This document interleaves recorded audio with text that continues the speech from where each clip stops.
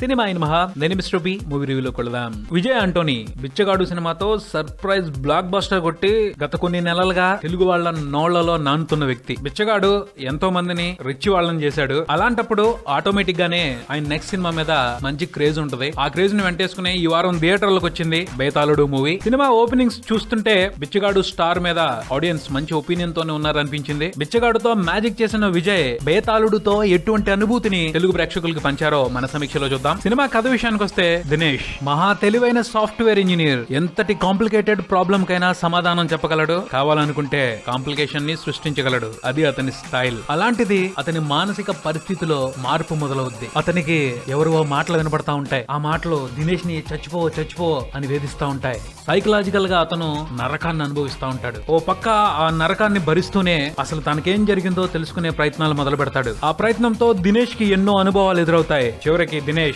తన సమస్య నుంచి బయట పడగలిగాడా లేదా అన్నదే సినిమా మిగిలిన కదా. విశ్లేషణ విషయానికి వస్తే బేతాళుడు నిజంగా మానసిక వ్యాధులు బేతాళుడు మాదిరే. బేతాళుడు విక్రమార్కుడి భుజం మీద ఉన్నట్టుగానే ఆ రుగ్మతలు మనుషుల బుర్రల్లో చేరి నానా రకాలుగా టార్చర్ పడతాయి. పోతే ఈ సినిమాలో దర్శకుడు ఎటువంటి మానసిక రుగ్మతని చూపెట్టలేదు. కానీ మెంటల్ గా డిస్టర్బ్ అవుతే ఓ మనిషి ఎంతలా సఫర్ అవుతాడో, అతని వేదన ఎలా ఉంటుందో బ్రహ్మాండంగా చూపెట్టారు. అంటే స్కిజోఫేర్నియా, హాలుసినేషన్, స్ప్లిట్ పర్సనాలిటీ సినిమాల మూలంగా ఈ వ్యాధుల గురించి మనం డీటెయిల్ ఇన్ఫర్మేషన్ తీసుకున్నాం. ఈ సినిమాలో దర్శకుడు ఓ కొత్త వ్యాధిని పరిచయం చేయలేదు కానీ ఆల్మోస్ట్ ముందు చెప్పుకున్న వ్యాధులన్నీ కలిస్తే ఓ పర్సన్ ఎలా బిహేవ్ చేయొచ్చు అన్నదాన్ని తన వేలు చూపించాడని చెప్పుకోవచ్చు. అంటే హీరో అలా బిహేవ్ చేయడానికి ఆయన కొన్ని కారణాలు ఉన్నాయి. అవి సస్పెన్స్. బేసిక్ గా ఈ సినిమా ఓ సైకలాజికల్ థ్రిల్లర్. దర్శకుడు సస్పెన్స్ ని రివీల్ చేయకుండా గుప్పిట్లో పెట్టుకున్నంతసేపు సినిమాతో ఓ నిక్కార్సైన గేమ్ ఆడుకున్నాడనే చెప్పాలి. ఫస్ట్ హాఫ్ ని మహాబాగా హ్యాండిల్ చేశాడు. అసలు విజయ్ ఆంటోనీ కూడా ఎక్కడ తగ్గల.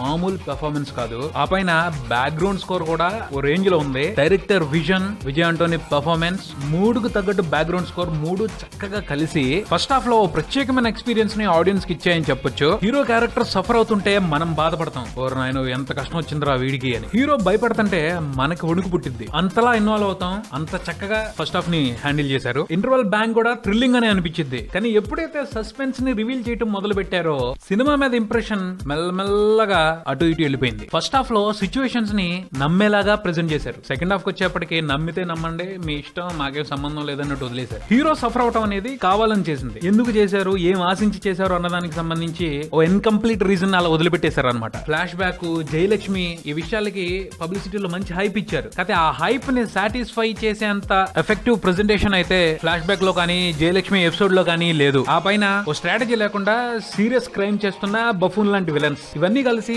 సెకండ్ హాఫ్ ని వీలైనంత డల్ చేసే ఆ పైన సినిమాని ముగించడం కోసం కొన్ని లాజిక్ లెగ్గొట్టేసి ఎమోషనల్ ని పట్టుకొచ్చేసి సినిమాటిక్ గా ముగించేశారు. ఓవరాల్ గా అయితే ఓ ఇన్కంప్లీట్ ఎక్స్పీరియన్స్ ని ఫేస్ చేసాం అనిపిస్తుంది ఈ సినిమా చూసిన తర్వాత. సాంకేతికంగా అన్ని విభాగాలు మంచి పనితనాన్ని కనబరిచాయి. విజువల్ ఎఫెక్ట్స్ కానీ కంప్యూటర్ గ్రాఫిక్స్ కానీ నీట్ గా ఉన్నాయి. సినిమాటోగ్రఫీ ఇంప్రెసివ్ గానే ఉంది. సబ్జెక్ట్ లో ఉన్న కాంప్లికేషన్ దృష్టిలో పెట్టుకుని చూస్తే ఎడిటింగ్ కీ రోల్ పోషిస్తుంది ఈ సినిమాకి సంబంధించి. ఫస్ట్ హాఫ్ లో ఎడిటింగ్ జాబ్ కూడా వెరీ ఇంప్రెసివ్ గా ఉందని చెప్పుకోవాలి. ఆ తర్వాత Vijay Antony background score and songs ఈ సినిమాకి స్పెషల్ ఎసెట్స్. నటీనటుల అభినయం విషయానికి వస్తే విజయ్ ఆంటోనీ తాను పోషించిన పాత్రకి 100% న్యాయం చేశారు. మానసికంగా డిస్టర్బ్ అయిన పర్సన్ ఎలా సఫర్ అవుతారో కళ్ళకు కట్టినట్టు చూపెట్టారు. Wonderful performance. కథ ప్రకారం హీరో క్యారెక్టర్ 2-3 రకాలుగా బిహేవ్ చేయాలి. ఆ వేరియేషన్స్ అన్నింటినీ పర్ఫెక్ట్ గా క్యారీ చేశారు. హీరోయిన్ పర్వాలేదు. సినిమాలో కనిపించిన మిగతా నటీనటులందరూ కూడా వాళ్ళ పాత్రలు కూడా బాగానే చేశారు. మొత్తంగా ఈ బేతాళుడు సినిమా గురించి చెప్పాలి అంటే బిచ్చగాడు సినిమాని దృష్టిలో పెట్టుకుని ఈ సినిమాకి వెళ్ళొద్దు.